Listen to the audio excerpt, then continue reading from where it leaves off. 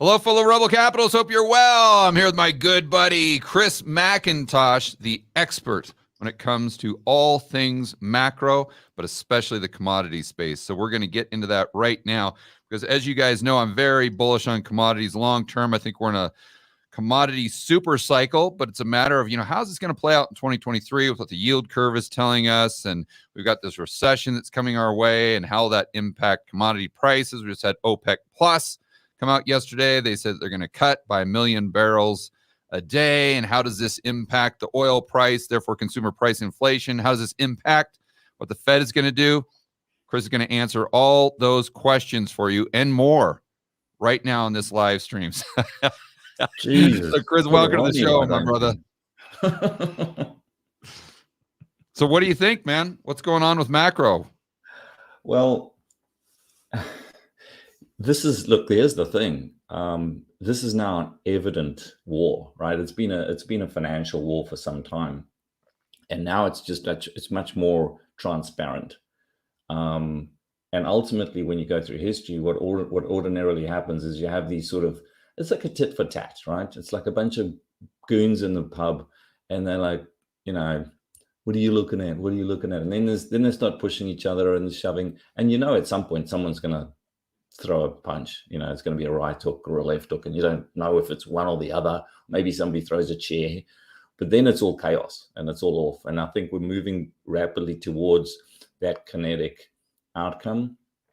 And I think that's going to have a material impact on multiple asset classes. The kinetic, do you think that's going to be between U.S. and who? Russia, China? It's funny. I was listening to Ed Dowd, and Ed Dowd, I just watched a short clip that he had, and one of the things that he just mentioned, and I was like, "Damn, you're so right." He said, "We're going to have a war," and the interviewer was asking him and said, "Between who and what?" And he said, "It doesn't matter." He said, "All wars are bankers' wars. We're going to have a war, and because the financial structure, and basically, what you have is, with a collapsing empire and one which is financially strained, you have multiple options in front of you as you move through the situation. You can utilize your economic prowess to influence outcomes, shall we say. Mm-hmm. We've seen that. We've seen that with respect to sanctions. We've seen that with respect to trade embargoes. All of those sort of little, should we call them diplomatic tools, and then it moves into the more kinetic, right? So, and that just firstly, that's actually been utilized now, I think, to its full extremities. The sanctioning of Russian, or the freezing, stealing, whatever you will, of Russian assets was when that took place, I said that was a tool that you use once. You only get to use it once. And it needs to be extraordinarily effective, because it's not so much whether you defeat Russia or whether you succeed with that particular tool. It's the message that you've sent to the rest of the world by using that tool. Right. And that has deep and lasting repercussions. And so that was, I would say, almost like the apex of the financial war. And now we're moving more into a kinetic war. And again, when you've got a collapsing empire, you have the economic prowess and or some variation of it. And then the other is military, right? Diplomatic channels have already been put to the side because they haven't been, effective. So it's diplomacy, then it's financial war, and then ultimately it's a kinetic war. And so, because what is it that you have left? Well, you have left a giant military, and we know now that, well, many of us have known it for some time, but it's become much more evident that the actual government, the people that you see standing up on podiums, are not the people in charge. The deep state has much, much more leverage and power than many people are willing to accept or even understand. And the deep state needs a war, and the deep state profits immensely from war. And so if I look, for example, pull up European defense stocks, So you could look at US defense stocks, which have done shit from even sort of 2018, 19, they started rallying. And we pointed it out. We suggested that we were not going to participate, largely because I have a moral backbone, and I don't wish to fund something that I don't agree with. But nevertheless, so you have had US defense stocks doing extraordinarily well. And over the last 18, 24 months, European defense stocks have been massively outperforming US defense stocks. And what it tells me is that they're stocking up. So if you look at all of the military hardware, they've been just pouring it into Ukraine, along with personnel, send them into the meat grinder. And now they're gearing up for the next leg of some description. How that takes place, I'm not sure it matters. We could argue whether it's an escalation of a NATO actually going into crossing borders into Russia or something of that description. That would be truly... Yeah, because now Finland's part of the club too, huh? Finland's part of the club. I mean, they've kept crossing multiple red lines that Russia has put in place. They've said this is a red line, and they've just kept crossing them. So, but then the other thing that you're noticing is that there's a fairly distinctive shift towards Asia, which is also deeply worrying. And good old Victoria Nuland even came out saying that we're good. I'm trying to think of what her words were, but it was along the lines of, in order to fight China and defend Taiwan, we would be utilizing our allies. In other words, another proxy war where we'd be utilizing satellite peripheral states to go in and do the dirty work. Because the reality is that there's very little domestic support amongst the US citizenry for any wars, to send men into the field. And so it would be a deeply unpopular war. It would be Vietnam at scale, I think, to send in US personnel at scale into either Ukraine or into Taiwan or any of these places. So proxy wars. To proxy wars. And so they're left with the they're left with the need to have a war. They've got tons of military hardware they can send in, and then they're going to utilize so-called allies. I think that's sort of probably that's the probability of outcomes based on the rhetoric that is being put forward. Do you think that OPEC deal was to send a message, or what do you think the rationale behind that was? Yeah, it's a good question. OPEC is part and parcel of this. If you go back and you look at what was called the MacIntosh doctrine, right, which is also known as the heartland theory.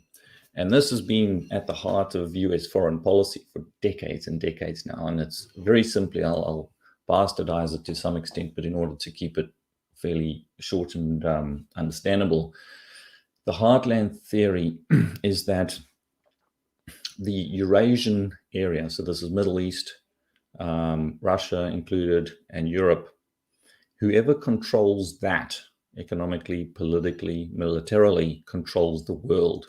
Right. Because it has the highest amount of population in the world, highest typical GDP as aggregate, and it also has all of the trade routes. It has the Suez and the Bosphorus, geopolitical choke points. Istanbul, the Bosphorus is the canal, just for people listening, the Bosphorus is that canal that is controlled basically by Istanbul. Yeah. And so the theory was that whoever controls that controls the world. And if you lose that, you lose control of the world. And so the strategy was one of two things. Either you control it, and if you cannot control it fully and completely, you ensure that no other party ever can. And this explains why for decades and decades, the US has been funding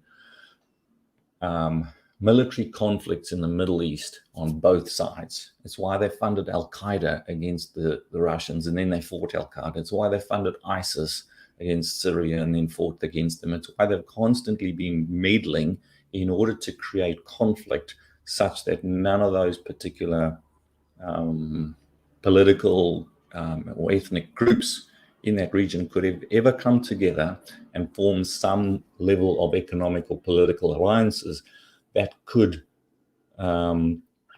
threaten the West's hegemony. So what's interesting now is if you look at what's just happened literally this year, and it's been slowly moving in this fashion, is that, well, actually, let's go back a second. Let's go back to the withdrawal of the US from Afghanistan.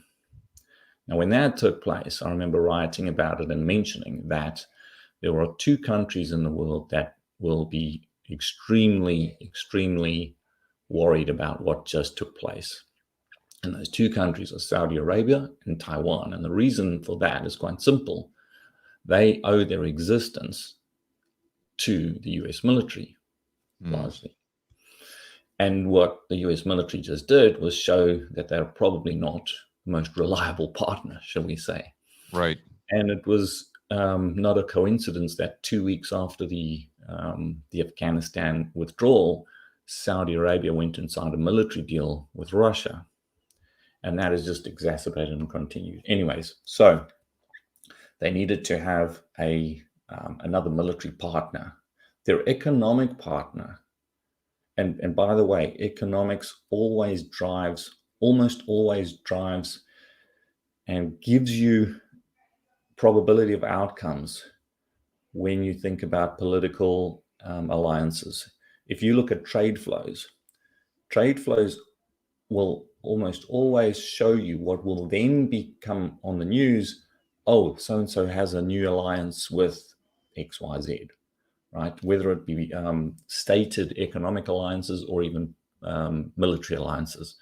Your trade flows always precede that. That's why I've been writing about, for example, trade flows between Russia and Turkey, which for the last 6 years have been the highest. Those two countries have been, they've had the greatest net increase in trade flows.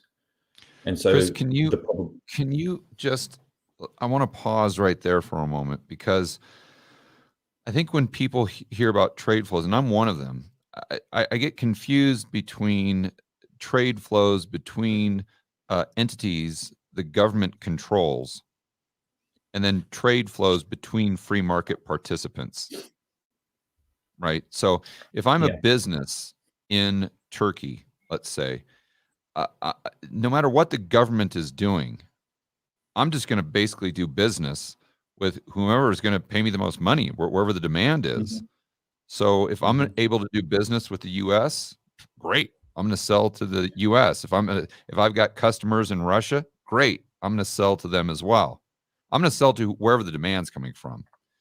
But with this, it's a little different, because if you've got Saudi Arabian oil, it's more controlled by the government, so they can determine, okay, who are we going to sell to and who are we not going to sell to. So it's not like if there's and correct me if I'm wrong, but if there's like a trade deal directly between Saudi Arabia and China, it's not like every single business within China and within Saudi Arabia is now just going to do business with whomever the government says.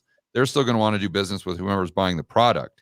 It's just more so those entities that are controlled by the government. Is that correct, or am I wrong there? Yeah. So look, like anything, there's a lot of nuance to it. So there are some countries which have a greater level of, shall we say, political control in their economies than others. Right. And so hence, where you have trade flows, they will be often influenced by governments' thinking and policy and so on and so forth. Okay. Countries which have less of that sort of impact will, as you correctly mentioned, will be more free to say, hey, I'm going to go and deal with these guys because I can get a better deal, or whatever the case might be. Right. What I've noticed is that it basically doesn't matter. Where you have the levels of those flows increase or decrease to a relatively material amounts, it's your probability of outcomes from those trade flows Yeah, are yeah. that you will have alliances. Look, it's like business, right? If you and I did some particular business in Rebel Capitalist and it really worked, like it was material in the business, maybe it was 15, 25, 30% more profitability, whatever it is, the odds are we're going to do more of it. And if we did something that decreased by 20%, we'd be like, okay, we'll do less of that. Right. And so whether it's directed from government or whether it's from the private sector, what I've noticed is that your probability of outcomes in terms of those types of alliances and military deals, et cetera, typically follow that. Look, Okay. if you think about human behavior and psychology, it makes sense. Even if you're a policymaker at the government, unless you're completely ideologically, on one sort of avenue, and certainly that can and often is the case. Unless you're like that, and you simply are trying to look at what's in front of you, where you see a whole lot of trade taking place, you will by nature start looking at that and say, well, how can we meddle, or how can we make it better, or how can I elevate my position? What you can remember is most people are actually self-driven, whether it be your governors or your whoever in these political parties, they are self-driven, and so it's easier to go with it's easier to go with the flows. Anyways, so what you've seen is, like with Saudi Arabia, the main trading partner now is China. By the way, the same thing is now true between China and Taiwan. If you go back to 20, 30 years ago, that wasn't the case. So in many respects, China doesn't actually need to do anything to take Taiwan. All they have to do is just sit and wait, because the trade flows will increasingly make Taiwan dependent on China, Right. in terms of trade, such that they will have the ability to influence them via, shall we say, more diplomatic, financial, incentivized means, whereby the populace will go, yeah, but I've got my business running, and when we sell it all to the Chinese and it's good, and that's much easier than coming in with bloody B-52 bombers and everything else. That's chaos. That's a mess. And Then isn't you have that to normally completely their rebuild. style, Chris? As far as the Totally. Chinese, that they don't really like getting in that kinetic war. They like to sit back and say, let's maneuver around this, and let's just try to wear down our enemy, maybe financially, to the point where we don't have to go to war, and we'll just do all these other kind of things. It's not as It's much more subtle. It's much more. Yeah. It's much Well more. said. It's not overt. It's not overt. That's right. Yeah, and in fact, but it's important also to understand that it's not necessarily that it's not aggressive. They're very, very aggressive, Right. but in different means, right? And so, look, as an example, when you've got all of the fentanyl coming in across the border into the US from cartels, there's a lot of Chinese influence and money behind that. Right. Because what better way to destroy your enemy than to let them eat themselves alive and simply just fuel it? It's the same as the whole carbon debate, right? The Chinese love this idea that the world's going to decarbonize. Yeah, because it just weakens everybody. Because it just weakens your economic opponents. And if they don't have the economic prowess to fight you, they don't have anything. They can stand up and yell and scream, but it's like once you've lost your economic prowess, you've lost it. It's done. Europe's a great example, right? Yeah, go build those windmills, and then then let's see what happens in a couple of years. And you can see all of that. That Asia is all paying lip service to this. The Middle East is all paying lip service to this. Russia's not even paying lip service to this save the planet by eliminating one element of the atmosphere from it, which in itself is absurdity, but nevertheless. And so they all love the fact that the West is barreling down this path. In fact, I don't know, but I wouldn't be surprised if you found that there were a bunch of NGOs and various organizations that are being funded by the Chinese Communist Party to help push this forward. Why wouldn't you? It's a much, much more efficient. Your return on investment from a military standpoint far exceeds that of an overt war where you put yourself in the headlights of, hey, we've just bombed you, or we've just done X, Y, Z to you. Much, much more efficient. So back to what we're talking about with the Middle East, there's a number of factors coming in, one of which is that the Middle East increasingly sees the United States as a economic and military partner that is untrustworthy. And, they stole Russian assets. That was one thing. They moved the military out of Afghanistan and left their own people on the ground to suffer consequences. So they, you look for a plan B. Is what you do. So we're seeing that forming, but what's important is that is the heartland, right? And they're losing that heartland at breakneck speed. You have now China that's negotiated a peace deal between Russia and between Saudi and Iran, which is huge. I basically told them, look, guys, you need to sit down, put your toys aside, stop fighting. So you have Iran, Saudi, Russia, China, and the next one that's going to really fall into that bucket is Turkey. Turkey's just sitting on the sidelines.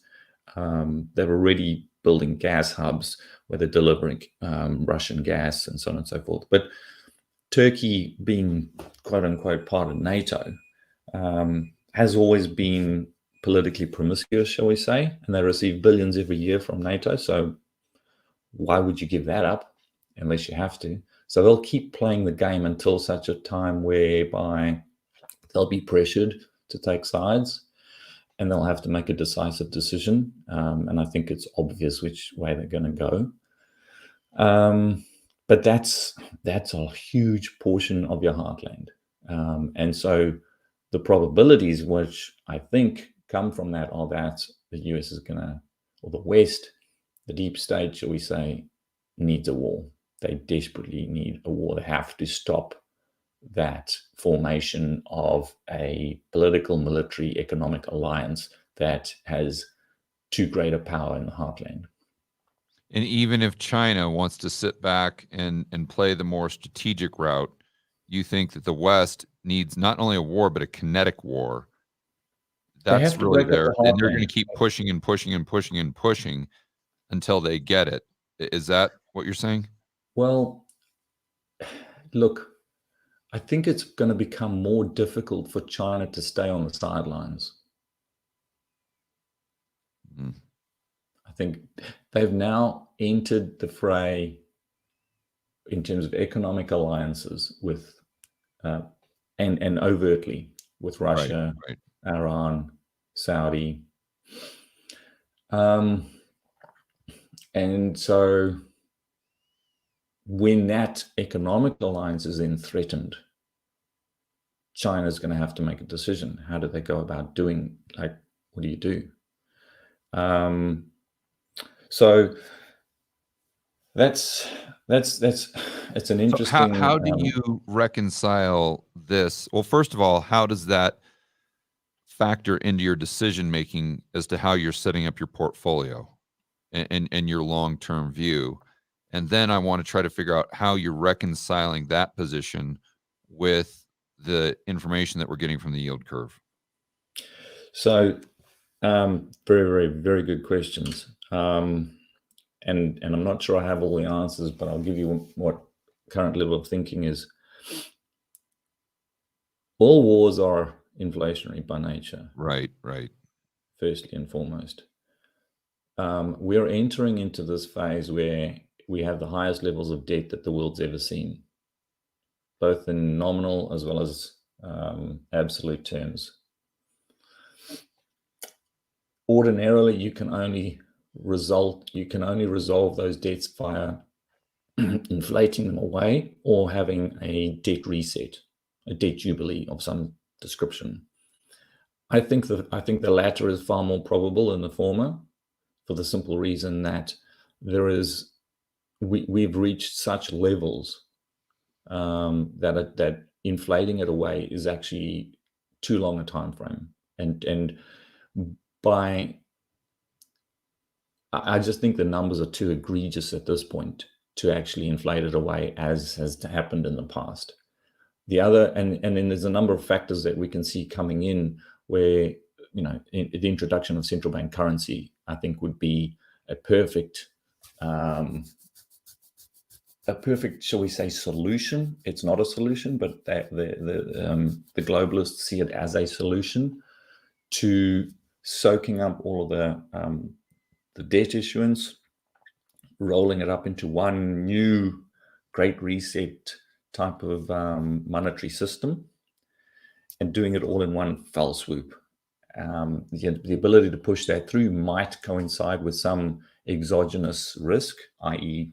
threat from China, cyber attack, or something of that description, which would take you into kinetic conflict.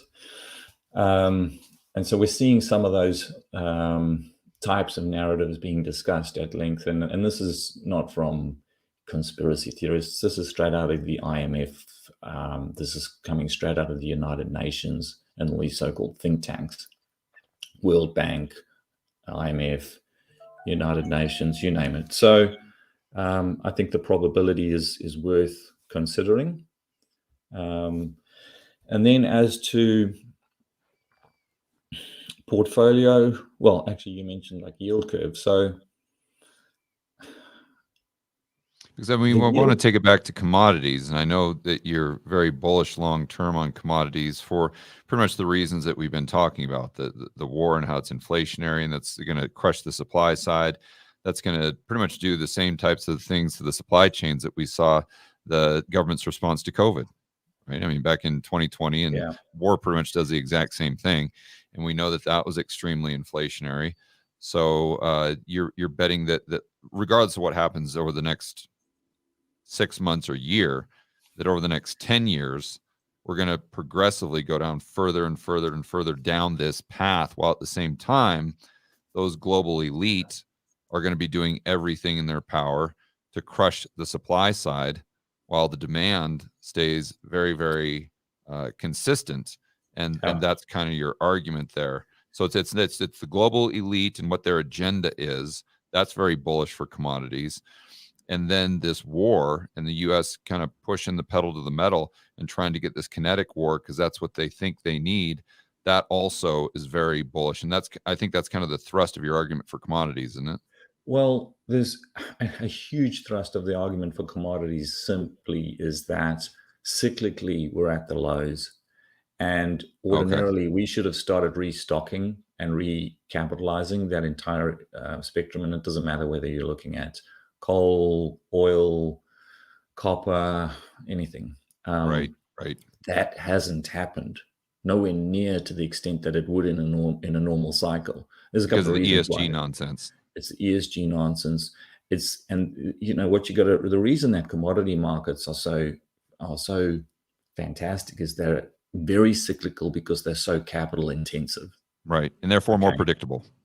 Much more predictable. And they're also, so there's the ESG side of things, but another side of things that you need to consider is is that it's a debt financed industry.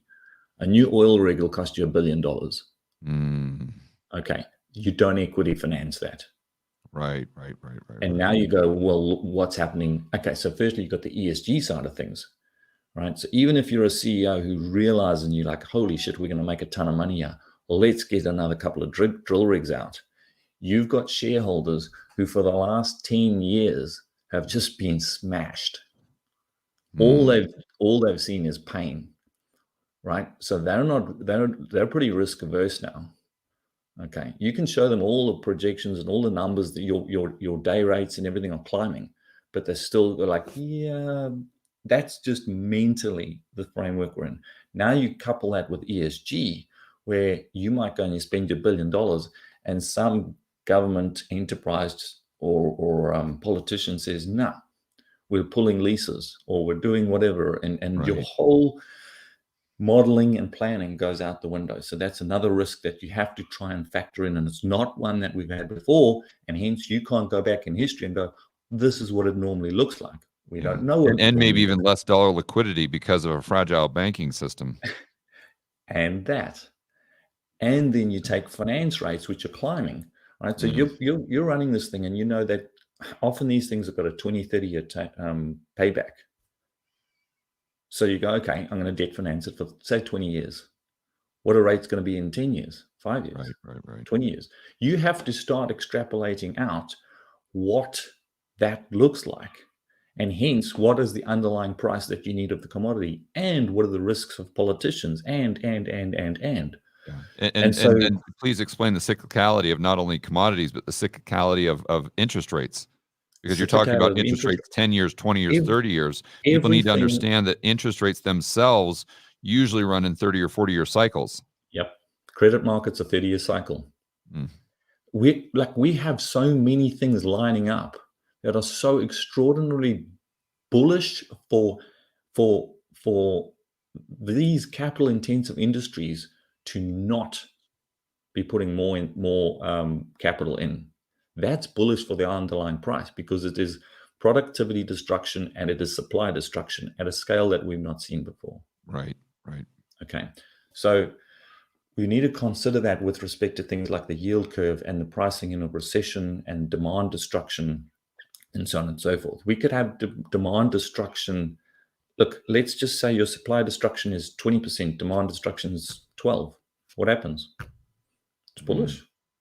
Right? Yeah, so, as you're sitting there talking, Chris, the other thing that I'm thinking about is I actually just got off a call with our buddy Robert Kiyosaki.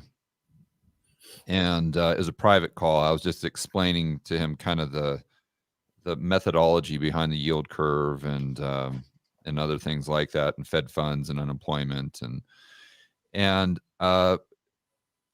one of the main points of discussion there, because I kind of went through this little presentation, made sure that he understood everything that's going on. And he says, okay, well, my question is when the stuff does hit the fan, because that usually happens after the curve is no longer inverted. Yep. He's like, what is the crisis going to be? What is the yield curve predicting? And I said, you never know. We don't know. You never know what the crisis is going to be, but you know that that tsunami's coming at you. That's the only information that you have. So right now we know that Silicon Valley Bank, Signature, Credit Suisse, Deutsche, that's not the crisis. No. That's just the beginning. Else. That's the tip of the iceberg. That's just the first cracks in the dam.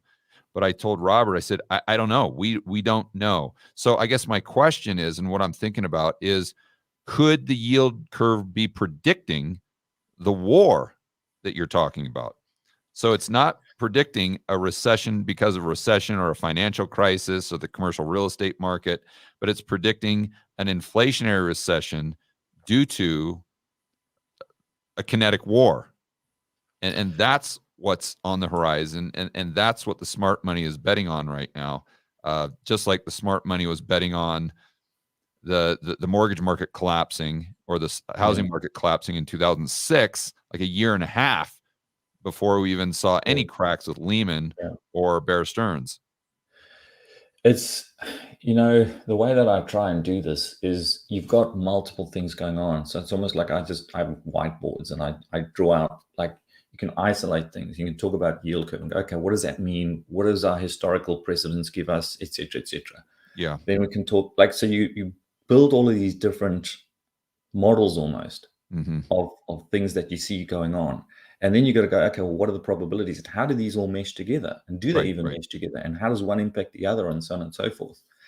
And then the other thing that I do, which I think is probably an investor's biggest net benefit that they have, especially individual investors and not asset managers, is I take a long time frame. I step right back and I go, okay, I don't know what's going to happen in the next 6 months. I don't know what the Fed's going to do. I don't know what the consumer price index is going to look like. I don't know necessarily what the PPI is going to come in at, or, all these various things. And largely, when you go back typically they're just noise. They help, and I say that not because you shouldn't pay attention to them, but you should pay attention to them within context, right? And unless you're a trader, if you're a trader, fine, they're very important. But in the large game and scheme of things, they don't really matter that much. So I go, okay, what's the most probable outcome over like at least a 5-year time frame? Yeah. And I need to base my portfolio on that. If I can figure out other things along the way and I can see some risk coming, I can adjust it accordingly. But I need to have like a solid ship, right? Which is going to last me 5 years out, because the things that are happening today are the kind of things that happen every 100 years. You basically don't want to mess that up because it could be catastrophic. And I'm not saying that to try and be, to scare people. That's just a historical precedent. That's where we're at. You've got a 30-year credit cycle. We've got the 80 to 100-year war cycle. We've got clearly we've got a debt crisis on our doorstep, a sovereign debt crisis. Commodity You super can't have a cycle sovereign too. debt crisis without a monetary crisis. So all of these things are so that, let's just take that as an isolated event. Sovereign debt crisis morphing into a monetary crisis. Now, then let's look at a yield curve inversion and what we've just talked about, which is some demand destruction event on the Usually, not too distant horizon. Mm-hmm. In the past, what would you have done? Well, you would have gone to cash or T-bills or even bonds. But now we've got a sovereign debt crisis, the likes of which we've never seen before. The two conflict. You wouldn't go into bonds just looking at the sovereign debt crisis, and you wouldn't go into cash even knowing that you're going to have a monetary crisis. But you've got this yield curve inversion. You've got something coming. We don't know what that something is, what to do. So I bring it down to various, it's like deep value investing. You go, what is screamingly cheap, where if I get it wrong, I'm not going to get run over. If I get it wrong, I might lose 20, 30%. But that's very different to going and buying the .coms at the top and just seeing a 90% washout. Yeah. And if it's things that are absolutely critical to human civilization, well, that's a pretty good bet. And that's largely the commodities, and in particular the energy market. Now, if we do have some level of a kinetic war or an increase in the current kinetic war, that's energy. You cannot ever have political security without energy security. That's going to get fought over. And it's not even about aggregate supply, by the way, which we have insufficient level of. It's about your availability of that supply. It's about getting that supply.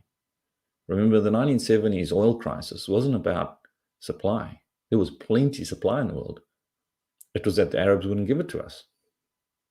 It was that simple. So, we're moving quickly into that sort of environment at the same time that we've had a massive lack of capital expenditure in the energy space in particular. At the same time that no one really wants to go and put their head on the chopping block because Biden and Ursula von der Leyen and everyone else is telling us that, you can't go and build all of this stuff because we're going to kill it by 2030 or 35. And there's not going to be any of it, and so on and so forth. So it's a horrible environment for you to take that level of risk. So what do? Well, you're going to have to shift to more favorable jurisdictions if you're going to do it.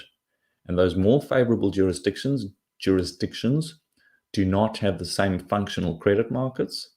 They don't currently have the same even legislature that allows for deep water exploration, all these sorts of things. There's a whole incredibly complex chain work of getting capital into these projects and ultimately getting it out of the ground. And remember, this is also an industry which takes multi-years. Like if Yeah, you and right. if we went out and we, Yeah, even if you had the capital, it's not like you can just flip even a if you light got the switch. capital, even if the supply chains weren't impacted negatively at the moment. And by the way, on that front, there's a huge issues with respect to um, uh, human capital. Right. I was Right, just on the right, right. phone with a client yesterday who runs a very large asset leasing company, airline aircraft leasing and maintenance. I think it's the world's biggest. In any event, they are struggling massively to get engineers, guys who Mm. come in to fix landing gears, things like that. A large part of that is they used to all come from Russia and Ukraine. Can't get them out now. Can't get them visas. So you have these, and you think about a I don't know, big A330, very very costly, sitting on the ground because the landing gear is broken. And ordinarily you might have that fixed in 2 weeks, and now it's 2 months, maybe 3 months. This all impacts your cash flows. It impacts your ability to deploy capital. You know, it's supply constraint. A lot of it's supply constraint. And that's just Mm. the aircraft industry. At the same time, that demand's pushing up against that. You know, so So when you're looking at the commodity space, and I want to let everyone know that you're not only one of my business partners in Rebel Capitalist Pro, but you're actually going to be at Rebel Capitalist Live, the next one that we have coming in May, 12th to the 14th in Orlando. So, you know, guys, if you haven't gotten your tickets yet, you got to go to rebelcapitalistlive.com and grab them ASAP. You're going to be there with our other business partner, Lynn Alden. But when you're in Rebel Capitalist Pro, you're talking to a lot of the members about how you're specifically playing this commodity strategy, whether it's through producers. You talked about your favorite being the energy space, but I know that there's other commodities that you're interested in that you may have on your watch list, even if you haven't bought them yet. So, getting down into the nitty gritty, understanding your macro view, what do you like the best as far as that space? Or, you know, is it the producers because they're paying a dividend, or is there too much risk there because you got management, so you're just buying futures? sure, it's a Or good question. how do you how do Yeah, you the first thing that formulate I'd that? say is, and excuse me, first thing I'd say is that it's really important to try and build a portfolio. Think of things from a portfolio perspective, Right, right, as right, right, opposed to right. just because the Yep. risk is I come out and I go, hey, I'm super bullish on X. And you know what? I might be wrong. And you don't want to be overly weighted in one particular thing. That being said, and you'd know this, we were very bullish on coal 2 years back. We were That's buying the right. snot out of coal. Coal's Yeah, run a everyone bunch. knows me because they hear me talk about that all the time, but I wanna be clear that I actually got that idea from you, back just when COVID hit. You and I were talking and talking about coal, and I bought a ton of it, well, that stupid ETF that they dismantled, but it went Mm. up a lot in price, in the interim. But yeah, I got that idea from you. So coal, we're still bullish on coal. We still have positioning in coal, but on a relative basis, when you look across the spectrum of what you can buy in the oil and gas space, you've got producers, you've got a whole lot of stuff. The most asymmetric that we can find at this point in time are your offshore drillers, by far and away. And these guys are currently printing money. Their day rates are just going to keep climbing.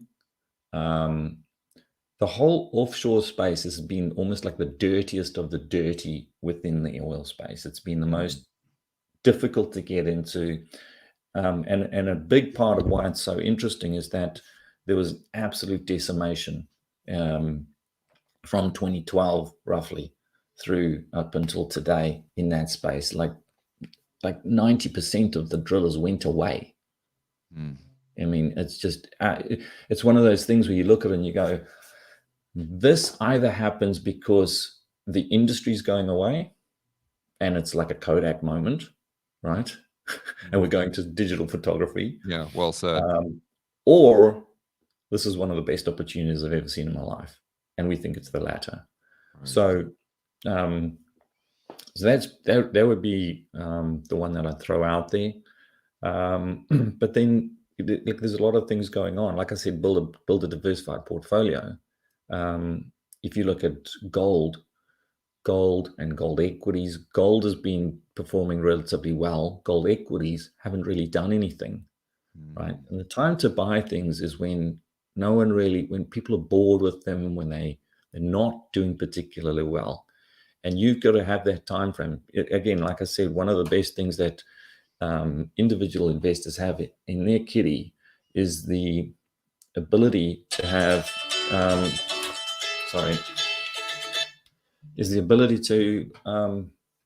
be patient. If you're an asset manager and you're running a lot of money, your LPs get pissed off if you haven't made the money in the last 6 months, and so on and so forth. This is why so many asset managers, even the quote unquote active managers, land up benchmarking. They'll end up moving their portfolios closer to the benchmark, because the risk for them is far greater that they have redemptions than making money. Right? You get redemptions. If you underperform the market, nobody forgives you. And so they'll end up tracking the benchmark. As an individual investor, you don't have to worry about that. I mean, in our asset management business, we're very, very critical as to who we take in as clients, and we are adamant, this is how we do it. And if you don't like it, we're not for you. And if you don't like it, give us less money, not more, etc., so that we can implement that sort of strategy. And it's always worked for us. But so when you take that longer term view and you realize that we're going to have a monetary crisis and a debt crisis, you want to own precious metals as well. People talk about Bitcoin. We were very long Bitcoin for years. We got out and we haven't got back in. And in large part, as much as I ideologically like the idea of Bitcoin, and I think it's decent on a speculative basis, i.e., probably not more than 5% position weighting. Central banks don't buy Bitcoin, they buy gold. And we've seen in the last 6-8 months, central banks have been buying more gold than in any time in history. And it's central banks often in the BRICS. So we're being forced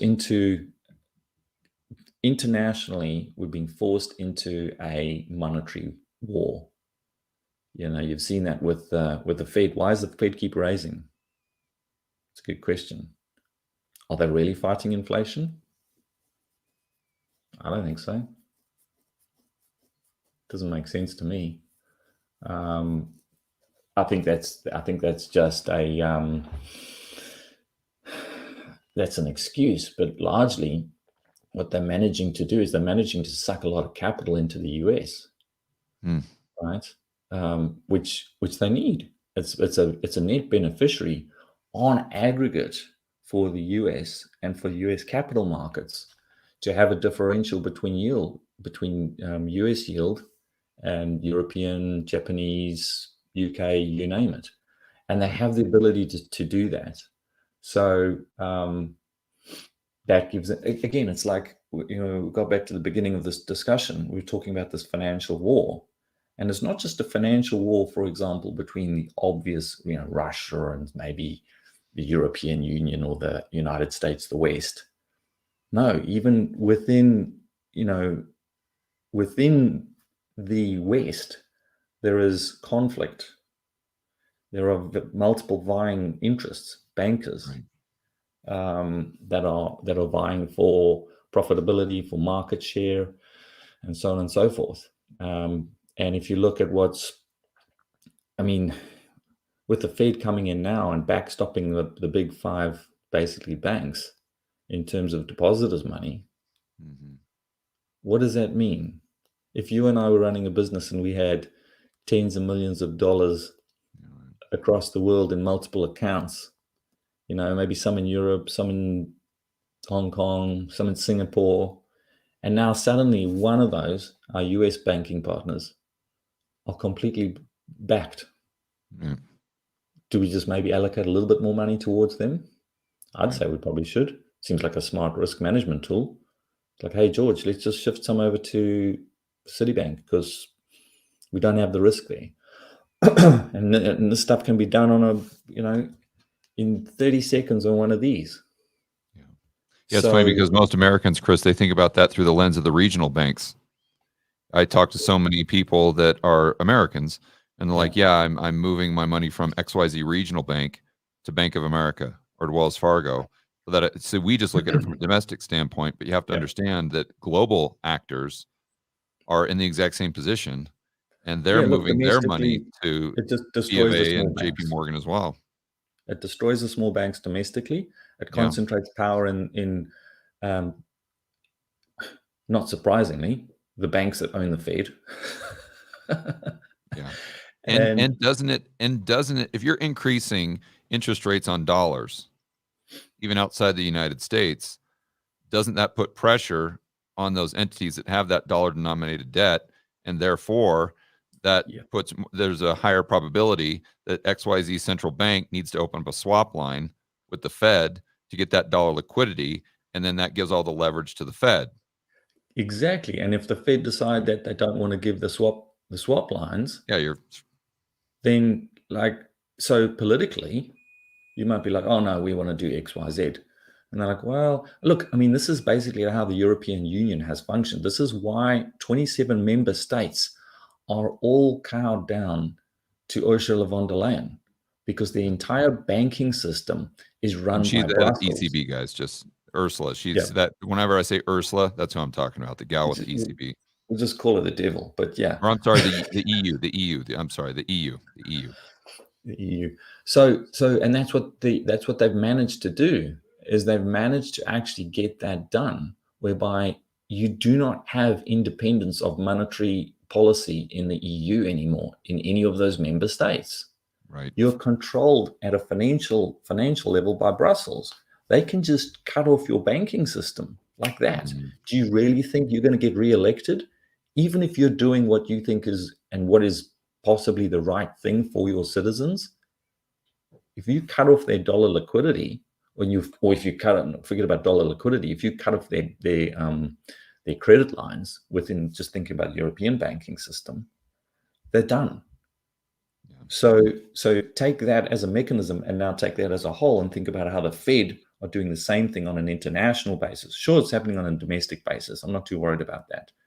On a domestic basis, your smaller regional banks don't look as good as they would otherwise, because we just discussed that. But on an international level, this is important because the same thing is taking place. It's not a surprise to me that as soon as the little midget came out and said that, take a look at what happened to European bank stocks. Who are you talking about, Yellen? Yeah. Immediately, it was the first thing I looked at. That I got up in the morning and looking at my feeds. I'm like, boom! I looked at that. I was like, okay, what's happening to European bank stocks? I pull them up. I'm like, there you go. So,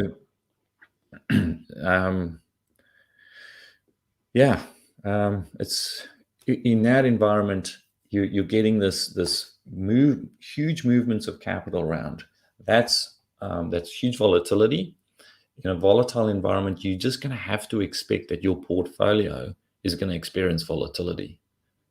And I think one of the biggest risks that you have here is that you get whipped out of a position or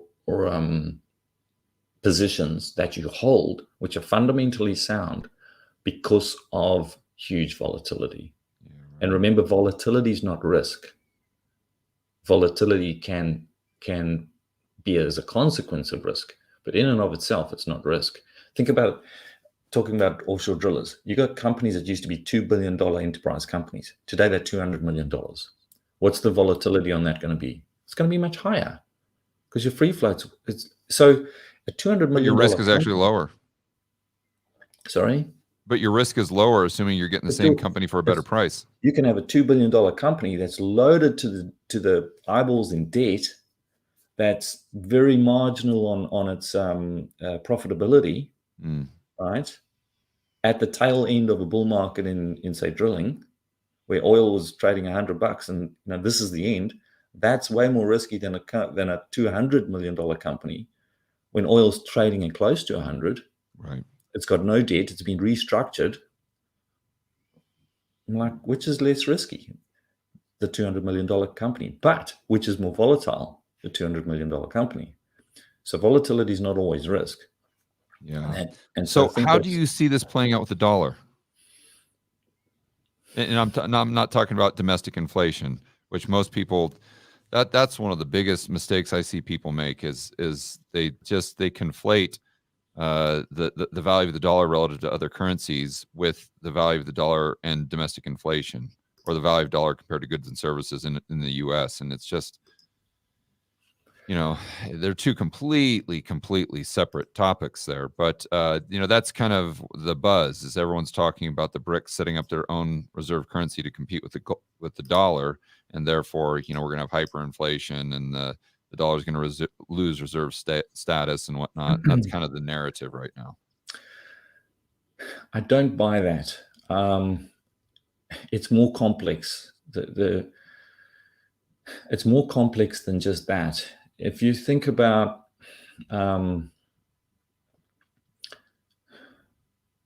okay, so we've just talked about the banking system, right? And how that's basically positive for the US, right? As destructive as it is both domestically to certain regional banks, as destructive as it might be to foreign banks, that's actually it's a net positive for the US in terms of capital flows. And then I see a lot of this stuff talking about, Saudis now trading with China in yuan. Kenya just signed a deal to do the same. Russia's doing it, and people are going, well, that's the petrodollar. It's done. It means that the dollar's over. Why? If you take aggregate, okay, so global economy is what, about 85 trillion? No, 104. 104, okay. I'm behind the curve. Yeah, I just did a video on it the other day. Oil markets are like about 2 trillion and change. Yeah. Okay. Why?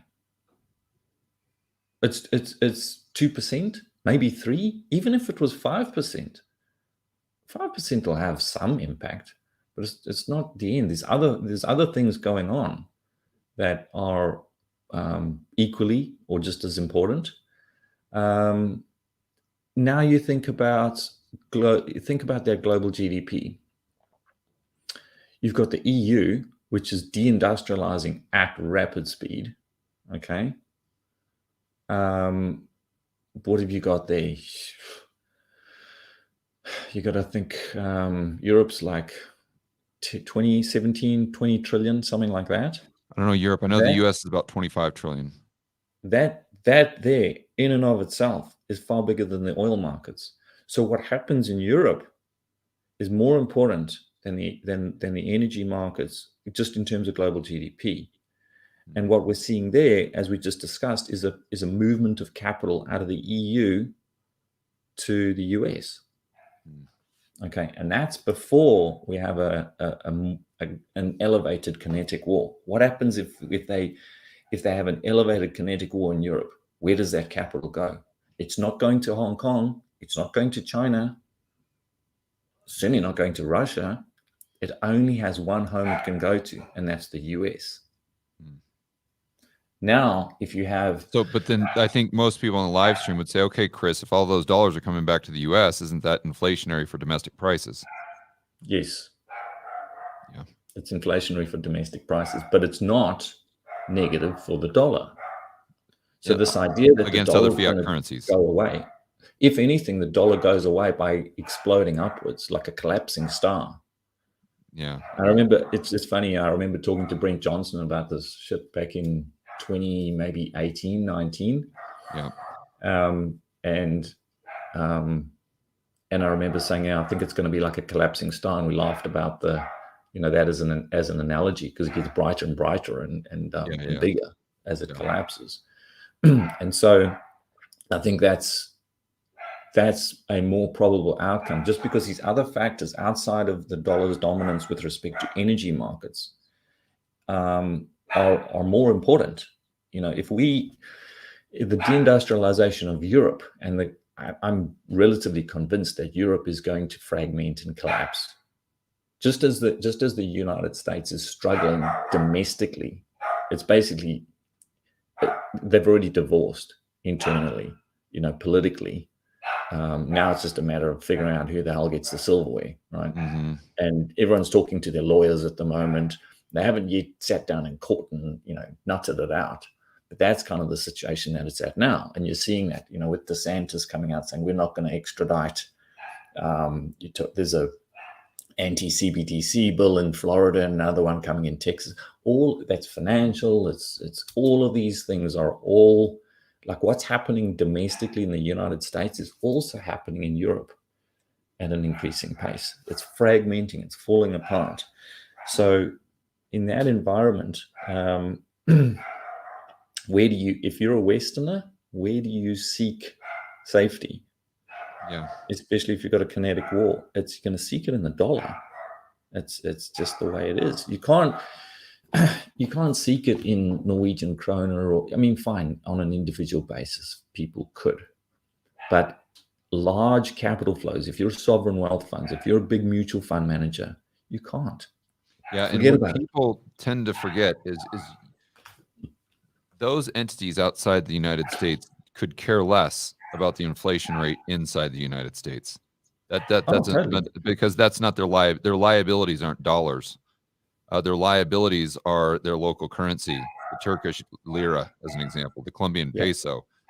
So if your liabilities are pesos and the dollar is appreciating in value, or at least going to maintain its value against the Colombian peso, you could care less if the inflation rate in the U.S. is -2 or 20%. You're like, who cares? I don't have dollar liabilities. It's not my problem. As long as the dollar against my currency is staying consistent, and that's all I care about. Another story that I tell people, I don't know if we've had the chance to talk since I went to Turkey, but I was very inquisitive about I had some tour guides and whatnot. I was trying to ask as many people as I could, because of the high rates of inflation there, what they're doing to protect their purchasing power. Because I noticed most things are still priced in lira, and they were getting their paychecks in lira.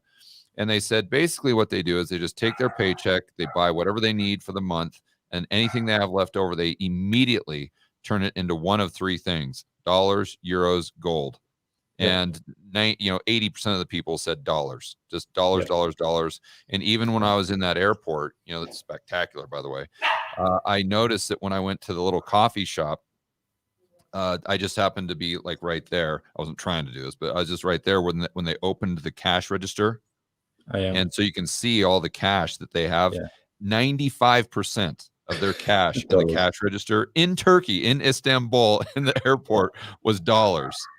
And so that's just it's the world we live in, No, you're right. Here's another added thing. Look at US money supply. It's collapsed. Yeah, so there you got to look at the nuance though, Chris, because I've done a couple videos on that as well. And initially, I was really stumped by that. I was like, why the hell is M2 going down? And so then I looked at the components of M1, because obviously that's in M2. And I'm trying to figure out what is actually going down here, because every single metric that I looked at that made up those numbers was actually going up. So I'm like, if deposits are going, or if checking deposits are going up, if this is going up, if that's going up, how the hell is M2 going down? And how is, and by the way, the metrics that make up M2 outside of M1 were going up as well. And I'm like, okay, so the punchline is it was savings accounts. The money that people have in savings accounts, that was plummeting, absolutely plummeting if you go back a year. So that drawdown in savings deposits was what created the drawdown in M1 and therefore the drawdown in M2. But you got to think about that. Okay, well, if one man's spending is another man's income, how is that not just circulating? Because you can't destroy M1 unless it's a bank getting involved there, buying from the private sector or selling or something like that. And so then I thought about it. I'm like, okay, well, wait a minute. Because this QE, this delta is so huge on savings account rates, say 50 basis points, to where you can get on a money market fund at, let's say, 4.5. Yeah. So the conclusion I came to is that people are basically taking their savings and moving it into a money market fund. So that's decreasing M1, but it's not decreasing the assets on their balance sheet. It's just an Got it. asset swap. Or what they're doing is buying treasuries. That's going into the TGA. And then instead of that money being spent out back into the economy to where it would increase M2 by the same amount that it decreased, it's going to pay off the Fed when they were doing QT, when they were letting those Right. bonds mature, or other banks, because Do you banks right now are net sellers. So if they're getting paid back, then once that money goes out of the TGA, then it's no longer in the M2 money supply. So what you really got to look at there is you got to look at loan growth. So when you start to see like loans and leases, as an example, start to go down, then you know the decrease in M2 is actually decreasing purchasing power. It's decreasing the asset side of the balance sheet. But as long as M2 is going down while loans and leases are going up, then there's a high probability that it's not decreasing the asset side. It's just an asset swap that's just taking purchasing power out of M2 and putting it into reverse repo or putting it into the TGA. Why do you think that's happening? Do you think that's just a risk-off move? No, well, I think it's because there's such a massive delta between. Okay, so go back prior to the GFC. Oh, yeah, That's when the banks had to because compete for your amounts deposits. you're getting are this probably what? Yeah, 100 so basis I points? did a video on this. I had this chart that showed what the average rate of interest you get on a savings account with $100,000. And like in 2000, as an example, you were making $6,000 a year. $6,000 a year. So you're getting 6% interest. And at the time, the headline CPI was like 3%. Yeah. So there was this huge, I mean, you were increasing your purchasing power significantly. But now we look at it and you're getting 50 basis points, Chris. And not with some of these regional banks, but like with the big players, you're getting 50 basis points when Fed funds is at 5%. So there's a delta there of like 5% where you could just buy a T-bill, or you could just go into a money market fund and basically get reverse repo. So there's never been that massive delta that would incentivize people to take those deposits out of the bank and move them into treasuries or money market funds. It's interesting you say that, George. I hadn't even thought of that in terms of look at those regional banks. Yeah. Man, they got headwinds from every angle at them now. Yeah, most people focus on the asset side of their balance sheet, but they got to focus on the liability side. Yeah. And they just think that, oh, Peter Thiel sent out this tweet, so therefore all the VC guys took their money out. Maybe, but maybe more like all those tech companies were burning cash because they all incinerate cash because they're not profitable. So therefore the deposits were going back down. Mm-hmm. But in addition to that, they had those CFOs at the tech companies. They're saying same exact thing. Why do I have my money here when it's a liability of a commercial bank at 50 basis points when I could have it the liability of the Fed at, through a money market fund at, whatever, 4.5 or 5. So again, I think the key component there, what I'm looking at, is loans and leases. If that's going up, then there's more currency units on net balance that are being created. Then you just got to do a CSI mission and figure out where those currency units are going, assuming M2 is still going down. But once that starts going down, then that decrease, if we still see one, is actually impacting the asset side of the private sector's balance sheet, and that's when it's really going to impact aggregate demand. And then you get a demand destruction. Yep. That's right. I wonder if it's pricing that on what do we got? 3-4 months, maybe 6 months. Yeah. So then you look at, okay, well, what would decrease loans and leases? Oh, well, how about fragility in the banking system? If you got Silicon Valley Bank, if you got Deutsche, you got Credit Suisse, you look at all of what we're seeing over the last few weeks. Does that mean over the next 2 or 3 months, you think there's going to be more loans or fewer loans? Yeah. Most likely more loans. And, another thing too, that I was talking about in that video is, and you may have found this interesting, but so the curve has been inverted, as you know, but the curve for banks has been very steep because they're just borrowing short, lending long, but they're not borrowing at Fed funds. They're borrowing at their deposit rates. Yeah. So their deposit rates are 50 basis points. And their deposit rates are terrible. Yeah, so their deposit rates are nothing basically, but then they're lending even at the 10-year treasury. That's a good spread. But historically, they would have already been bust because they'd be borrowing short, and that interest rate is higher than where they can lend, with a risk premium in there. So then the question becomes, what makes them start competing for deposits again, to where they'd have to increase those interest rates, and that's quantitative tightening, or that's reserves going down into the TGA or down into the reverse repo, where those banks have to start competing for those reserves once again. So one story that I think you'll find interesting is I was talking to some guys that are big players in commercial real estate last night. And the commercial real estate, they get most of their liquidity from these regional banks. And so these guys literally have millions of dollars in these regional banks. And they said 3 or 4 months ago, they noticed that there's some banks out there that were offering like maybe a 2 or 3%, and their bank was still offering like 50 basis points. So they said, hey, we love you guys. We've worked with you for a long time, but we need more interest here. And they said, basically pound sand. So they said, fine, we'll just take our money and go somewhere else. And they said that like a week ago, they got a call from those same bankers begging them to come back at like a 4.25 interest rate. Yeah, so they are moving. So what that not only are they moving, but those regional banks are getting even further squeezed, and you can tell that by the fact that they're starving now for deposits because they're so willing to increase what they're paying people. But then think what that's doing to their profitability. It's destroying it, because now that bank yield curve is flattening out, not inverting, and their P&L is just going to get crushed. We're going to see a ton of M&A. Yeah, right. We're going to see a ton of M&A. And as Professor Richard Werner has said so many times, the health of any economy is actually down to having small, very regionalized banking. Yeah, right. And if you look at what's happened in most of the Western world over the last 40 odd years, we've gone from having lots of small banks to having only a few big ones. And it's increasing. And now, this what's just happened in the last couple of months with respect to Silicon Valley Bank and the Fed coming in backstopping, et cetera, it's just accelerating that process.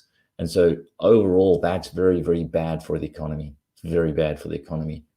Aside from any sort of dystopian views you might have on, CBDCs and stuff. CBDCs and a banking class that can inflict their will on the citizens with no alternatives available to people. Yeah. So with your incredible framework that you've developed over literally decades of managing large sums of money and putting it to work and doing the research, what do you think the top 3 things are for people to be aware of? Or what are the top 3 things that should be on everyone's radar moving into the summer of 2023, and then maybe even going into the end of 2023? I think it's much the same as it's been for the last few years. The trends that are in motion are just now more evident than when you and I first started discussing them. Right. I don't think anything's materially changed. We've moved further down the cycle. There's been a number of things that have happened. We've got more geopolitical tensions, but we had them before, right? We still have supply constraints in multiple sectors. We still have them. We still have a sovereign debt crisis to visit us. That's still coming. We still have rising interest rates. So all of these things are just a little bit further down the track. When we first started talking, much of the positions that we have are up multiple times, but this is a multi-year process. It's not a people. So I think the most important thing that people can do is take a long-term view and take a 40,000-foot view of things, right? And then build a portfolio based on that. Don't try and pretend that you're going to get everything right and that you're going to get your timing right and everything, because you're not. And there's going to be multiple things that we don't know that'll come along and knock you on your head. We just discussed some event horizon in the next, call it 6 months, somewhere in that time frame, where post yield curve inversion, something's coming. We don't know what that is. But the other thing is, we don't know actually whether that's going to be deflationary, inflationary, stagflationary. Right. We don't quite know what asset. We can go and we can look at the 2008 crisis. We could look at 2020, and we can gain some insights into what asset classes were affected there. But every time is a little bit different. So what I would say is, don't try and think you're smarter than you are. Build a diversified portfolio of deep value assets, and then you can sort of play around the edges. And with respect to that, just keep in mind that we have a number of things. We have geopolitical conflict, right? That's almost always very bullish for commodities, energy in particular. We have a monetary crisis on our doorstep. That's going to be very bullish for monetary metals. We have geopolitical tensions as well, which are creating a shift of capital globally. And so one of the most difficult parts of my job is to actually not just figuring out sectors. That feels pretty easy, but it's figuring out on a geopolitical basis where the sectors are going to benefit. Do you buy a coal company in Germany, or do you buy a coal company in Indonesia? As a very simple type of explanation. And the answer is probably Indonesia. It's more about it's a different type of risk management with your portfolio. It's a geopolitical type of risk management, more so than just the typical fundamentals of the management team and balance sheet. And we never really had to deal with that for the last for my career. You've had little bits of it, but nothing really. And then you overlay these psychotic global elite, and them trying to, basically the Malthusian cult, trying to implement their objectives. So you've got the geopolitical risk, the Malthusian cult risk, and the monetary crisis risk. Those are probably the three things that sounds like you're most cognizant of. You're thinking about the most in terms of, what the hell do you do with your portfolio? Pretty much. That's it. And I come down basically to Maslow's hierarchy of needs. Yeah, right. Yeah. All right, buddy. We've been going an hour and 15 minutes here. It's always great to talk to you. I enjoy our conversations so much. I just want to remind everyone that you're going to be at Rebel Capitalist Live in Orlando. I can't wait to hear your presentation there. And I know you're going to be hanging out with everyone, drinking some beers on Friday and Saturday night at the cocktail party, mixing it up a bit. So Josh put the link there, rebelcapitalistlive.com, to get your tickets. But outside of that, where can people find out about your research products and kind of what you do on Twitter and social media and kind of content, and how people can access your research? Sure. So the publication we run, which is on capitalistexploits.at, and then the asset management side of things is glenorchycapital.net. But and the other thing I didn't mention, which is nothing that we've said is advice, etc., etc. My compliance team keeps telling me I got to mention that because we're an SEC registered firm and all of that sort of stuff. So basically, ignore everything that we've said and take it with a pinch of salt. But no, it'll be great. It's going to be good to actually. That's our April Fool's joke, Chris. Everything that we just said, forget it. We don't believe any of it. Shit. That's true. None of it's investment advice. We don't know your personal situation. Yada yada yada. This is just basically what we're doing for our own portfolios. Exactly. That's right. All right, buddy. Have a good one, man. Yeah. Thanks so much. Look forward to talking to you soon. All right. All the best.